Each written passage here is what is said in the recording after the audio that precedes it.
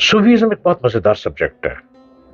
ये जो लोग मारे मारे फिरते हैं ना कि पैसा भी है, आ, दौलत पैसा बहुत है, पर सुकून नहीं है। बहुत कोशिश करते हैं कि सुकून मिले, वो नहीं है। वो आपको मिलेगा सूफीज्म में। इसको तरफ तवज्जो दें, सूफीज्म की तरफ बढ़ें। आजू बाजू को मत सुने, आजू बाजू पे तवज्जो ना दें। अपना एक टारगेट बनाए। और सूफीज्म क्या है? अल्लाह का जिक्र। सूफीज्म क्या है? रहमतुल्लिल आलमीन हजरत मोहम्मद मुस्तफ़ा सल्लल्लाहु अलैहि वसल्लम पर बार बार दरूद पढ़ना। सूफीज्म क्या है? सहाबा इकराम पर तवज्जो देना और उनसे उन जैसा इश्क मांगने की जुस्तजू करना। सूफीज्म क्या है? अवैस करनी कर्न में रहते थे। सरकार दो आलम सल्लल्लाहु अलैहि वसल्लम मदीने में मौजूद थे। करन में रहने वाले अवैस करनी पहाड़ों पे रहकर बकरियां चारते थे, लेकिन तड़प क्या थी, जुस्तजू क्या थी? तड़प और जुस्तजू एक ही लफ्ज पे तड़पते थे, या रसूलुल्लाह सल्लल्लाहु अलैहि वसल्लम, या रसूलुल्लाह सल्लल्लाहु अलैहि वसल्लम, या रसूलुल्लाह सल्लल्लाहु अलैहि वसल्लम, मुझको अपना इश्क अता कीजिए, मुझको अपना इश्क अता कीजिए, मुझको अपना इश्क अता कीजिए। ये अवैस करनी का इश्क था। ये सूफीज्म है। सूफीज्म किसी एक शख्स का नाम नहीं है। सूफीज्म अपने ही मन में डूबकर पाले सुरागे जिंदगी, तू अगर मेरा नहीं बनता ना बन, अपना तो बन। यह है सूफीज्म। अस्सलामु अलैकुम।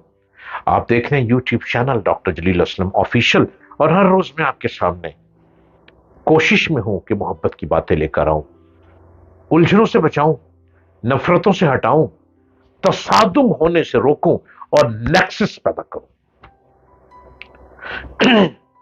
रूहानियत को समझना है, सूफिया इकराम को समझना है, तो पहले आपको सहाबा इकराम की हिस्ट्री को बहुत अच्छे से समझना होगा।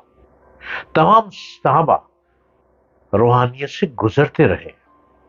हर सहाबी ने प्यारे आका रहमतुल्लिल आलमीन हजरत मोहम्मद मुस्तफ़ा सल्लल्लाहु अलैहि वसल्लम के इश्क में डूबते डूबते वो लज्जत पाई, वो सुकून पाया, वो करम पाया, वो मोहब्बत पाई जो शायद अब तक किसी को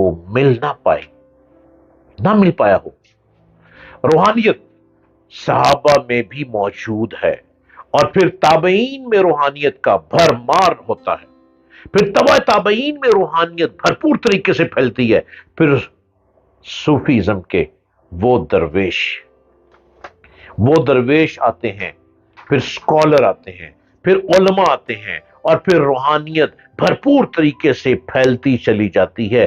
और सूफीज्म एक सुकून का नाम है। सूफीज्म जुस्तजू, जितनी जुस्तजू करते हैं आप किसी चीज को पाने के लिए, अगर आप सूफीज्म की सीढ़ी पे चढ़कर कदम रखते चले जाएंगे तो वो चीज जिसकी जुस्तजू में आप हैं वो आपसे दूर नहीं होगी, वो उन्हीं सीढ़ियों से जमीन की तरफ गिरती चली जाएगी, और रास्ते में जिस सीढ़ी तक आप पहुंचे होंगे वही आपकी जुस्तजू आपकी गोद में होगी। हजरत दाता गंजबख्श अली हजवेरी रहमतुल्लाह अलैह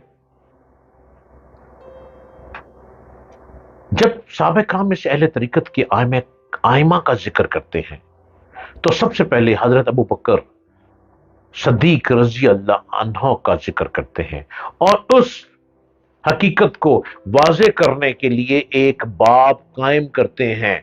अपनी किताब कशफुल मजूब में आपने हजरत अबू बकर सदीक का तफसीलन जिक्र किया कि कैसे मन में डूबे रहते थे, नबी पाक सल्लल्लाहु अलैहि वसल्लम के इश्क में किस तरह आंखें बंद रखते थे, नबी पाक सल्लल्लाहु अलैहि वसल्लम के इश्क में, नबी पाक के तसव्वुर में किस तरह खोए रहते थे।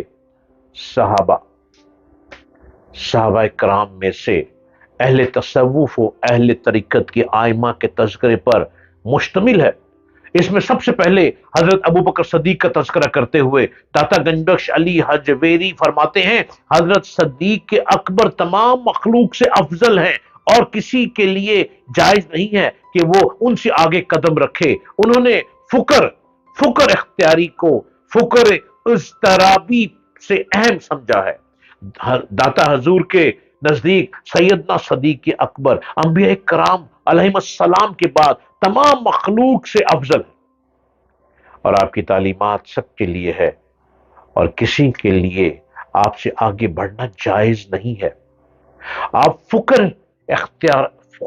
اختیاری کو فکر اضطرابی سے بہتر سمجھتے ہیں، اور تصوف کے مشائخ آپ کے اسی قول کو تسلیم کرتے ہیں۔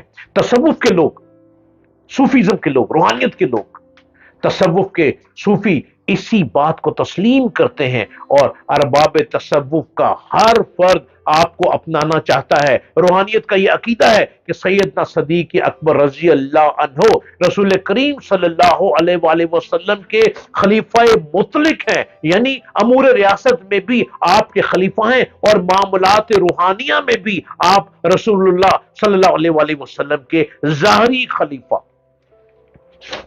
خلیفہ بھی ہیں اور باطنی بھی۔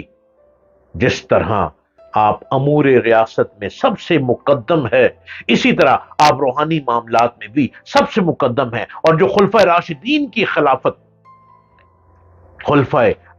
کی خلافت کی ترتیب ہے وہی ان کی فضیلت کی ترتیب ہے، اور ہمارے نبی صلی اللہ علیہ وآلہ وسلم کے بعد تمام انسانوں سے افضل حضرت ابو بکر صدیق رضی اللہ عنہ ہیں، پھر عمر فاروق رضی اللہ عنہ، پھر عثمان ذو النورین رضی اللہ عنہ، پھر حضرت علی المرتضی رضی اللہ عنہ، اور ان کی خلافت بھی اسی ترتیب سے ثابت ہے۔